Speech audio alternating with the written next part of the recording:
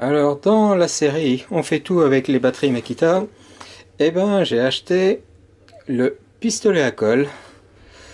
J'avais déjà pas mal d'outils qui utilisent cette batterie, les perceuses, les visseuses, les scies, les tronçonneuses, etc.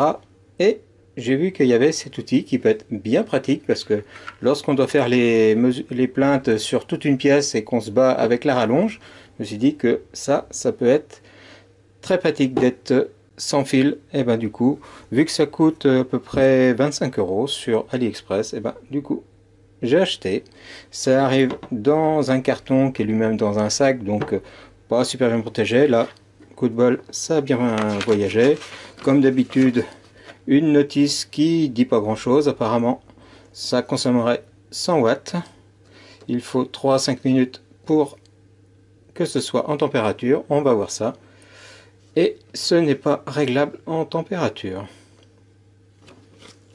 C'est à peu près le seul point négatif que je vais lui dire.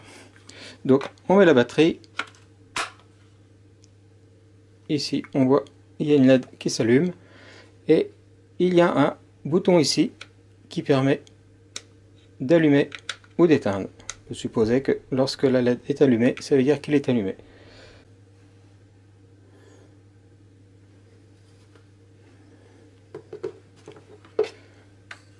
Ça utilise de la colle chaude, tout ce qui est plus ordinaire, en bâton de 12 mm de diamètre. C'est le diamètre le plus courant que l'on peut trouver. Donc pour l'insérer, il n'y a pas de souci. On l'insère et puis ça se bloque en marche arrière. On l'enfonce jusqu'à que on arrive dans le four et puis après, il va falloir attendre que ça chauffe pour pouvoir enfoncer plus que ça. Et donc il y a une gâchette ici qui pour le moment est dure. Bon, ça fait pas très solide, hein. C'est du plastique, donc il va pas falloir forcer de trop. Ma batterie pour le moment me dit toujours 100%. Là on en est à peu près à 1 minute. Je prépare un bout de carton au cas où ça coule. On en est à 2 minutes.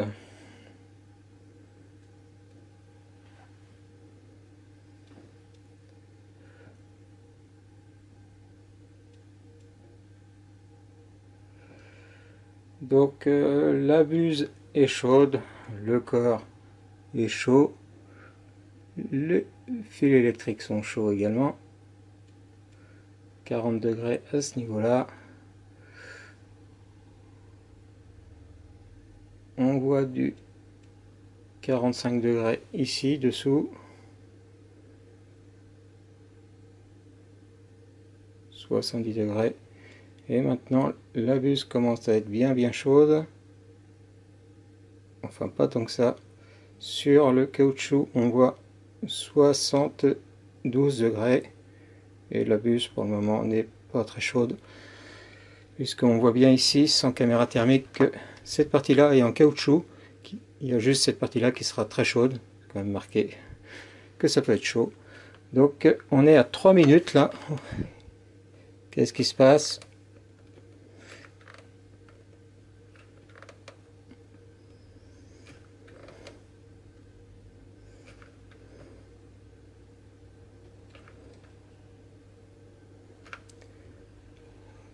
J'ai pu faire avancer un petit peu la colle, mais pour le moment c'est pas encore cuit, on va dire.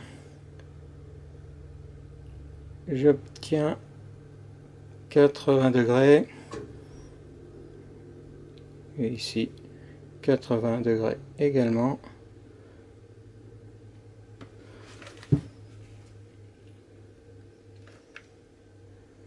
Et voilà. Donc au bout de 4 minutes 30 à peu près, la colle commence à sortir. Là on la mesure à 80 degrés.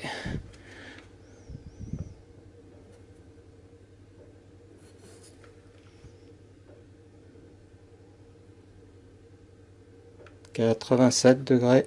Bon, on voit elle est quand même très pâteuse pour le moment. C'est pas avec ça qu'on va pouvoir coller de façon significative des choses. On va attendre jusqu'à 5 minutes.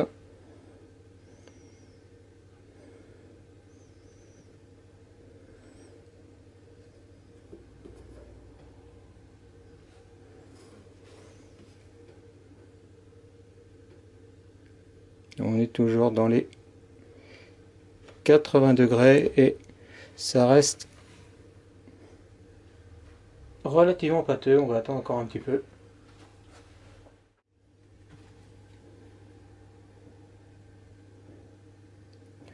Ici ça bouge pas, c'est toujours dans les 87 degrés au niveau de la buse.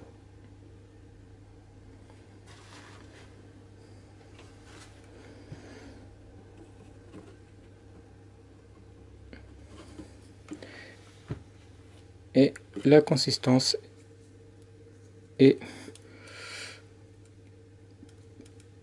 pâteuse, mais visiblement suffisante pour bien coller. Voilà.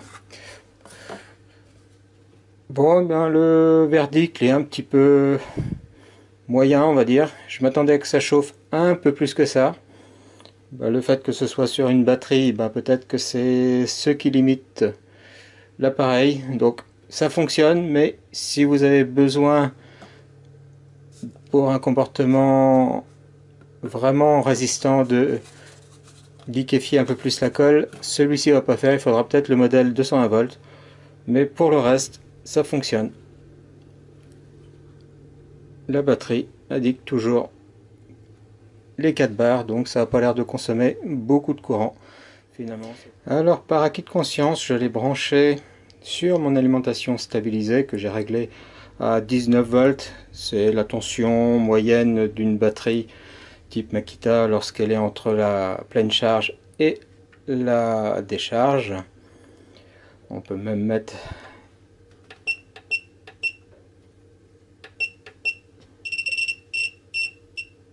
21 volts qui va être la capacité maximum de la batterie. Je l'allume. Ici c'est ma limite maximum d'intensité qui s'affiche pour le moment.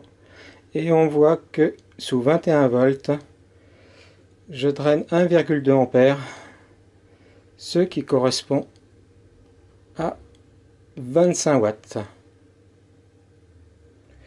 On est donc plutôt loin des 100 watts qui sont vendus avec l'appareil. Je vais réduire à 18 volts qui est la tension de batterie nominale et on obtient cette fois-ci 20 watts. Donc voilà, c'est ce qui montre que c'est quand même assez peu performant. Par contre, ça va permettre d'avoir une batterie. Si on prend une 3 ampères par exemple, et ben on va être tranquille pendant 3 heures. Donc niveau décharge batterie, au moins ça a ce point positif. Allez, cette fois-ci c'est bon, ciao.